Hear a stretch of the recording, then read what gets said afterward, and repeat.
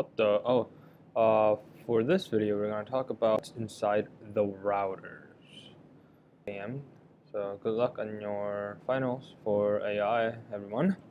Anyway, router architecture overview. So just to give you a recap, there's 5 layers of internet. Application, TCP/IP, the network, then link, then the physical, which is the fiber optics. And we're studying the third network layer. And within the network layer, there's this thing called routers. So, and one thing to note about this routers is that routers doesn't have any TCP/IP layer. It rather looks like this. So as you can see in the photo, it has the physical layer, data link layer, and the network layer. And we're talk about what kind of things are inside this router. Okay. So basically, as we can see, this is the input ports where the frames come in. Remember, the data terminology for each layer is different. Frames come in and frames go out.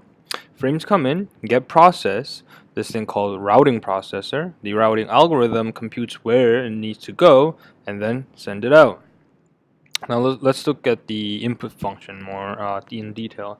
So I again told you the fiber optic is connected to the router. So the line termination, the physical layer, the fiber optic, like such as light gets converted to bit signals or whatever that is, it gets converted and then it passes the data link layer. So we are at the physical data network. We are at the data link layer, and then there's a queue to actually for the data to be not overflow, I guess, like to be, I don't know, for a router to be able to handle the large amount of data, there's a queuing, like a buffer section, and then there's this thing called switch fabric, as you can see over here.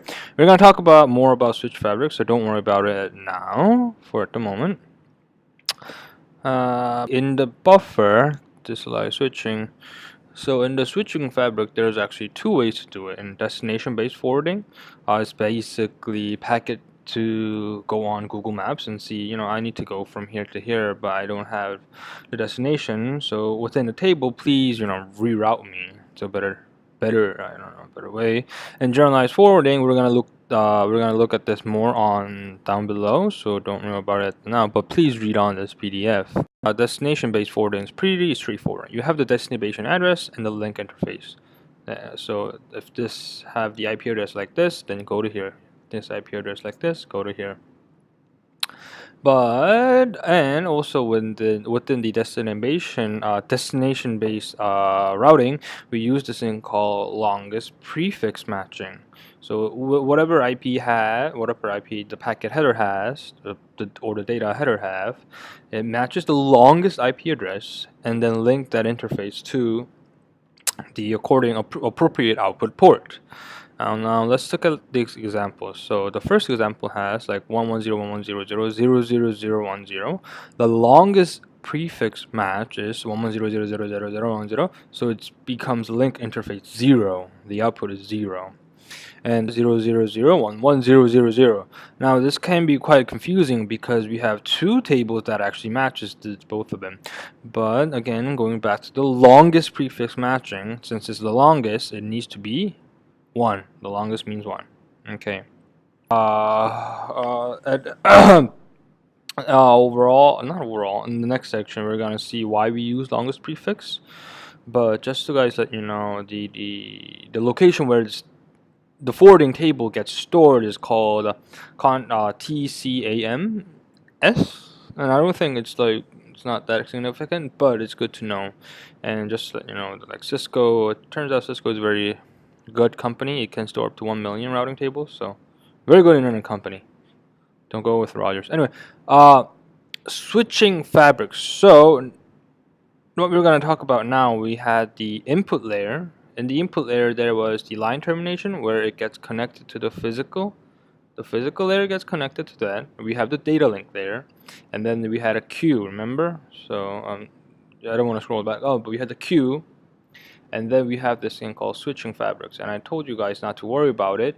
And right now we're gonna study the switching fabrics. So basically, what switching fabrics do, it transfer packets from input and give it to appropriate output buffer. Let's just say, so it's like a highway that you go from here and you want to redirect yourself to, I don't know, Manitoba or something like that. You go another way out. And there's three ways of doing this, which is memory, bus, and crossbar.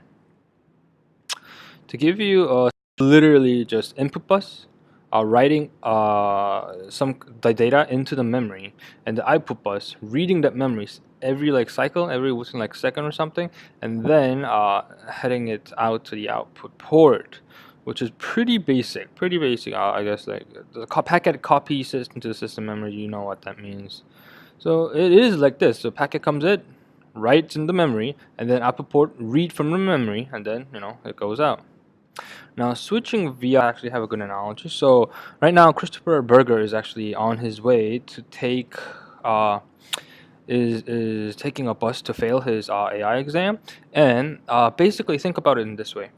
So Chris gets to the bus station, and he alone takes the bus. No one can take the bus with him. So he has all control of the bus, and he gets exit to Ryerson now. So he gets off at Ryerson University. So that's a whole bus. Now that analogy is exactly the same, except for the part that actually the packets are successful at transferring rather than Chris failing the exam. Anyway, so the input ports take the whole bus, take the control of the whole bus, and give it to the appropriate output. That is very inefficient, but still Cisco was able to manage to actually do 32 gigabytes per second of bus. That means if the data rate is 32 gigabytes, the router can actually process all the 32 gigabytes per second. So that's pretty good. Yeah, that's one exactly.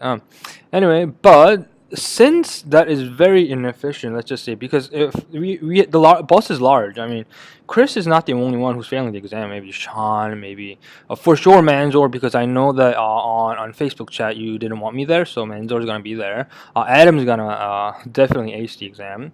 But anyway, to overcome the inefficiency, we do this thing called crossbar. And I believe that this is a rapid research area, but I think like if you read the PPT over here, it's gonna be good enough.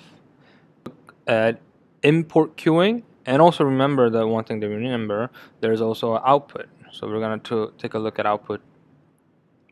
Next slide. But input queuing is basically if the data gets input to the router so fast, compared to the rate that the router is moving out the data, then there's going to be a buffer overflow. So there we need some kind of queuing or some kind of buffer, like a large buffer, to store all that data coming in. And one of the delay that could happen is head of line blocking, and it is perfectly explained over here. So we have two red packets, two red data packets, I can say. I know packets that wants to go to this output buffer. So wait, no. Switch fabric. Yep, this output buffer. And the thing is, as soon as this goes here, so the first red packet arrives at the first red router. The third red packet cannot go there because it gets head of the line blocking. No. Sorry.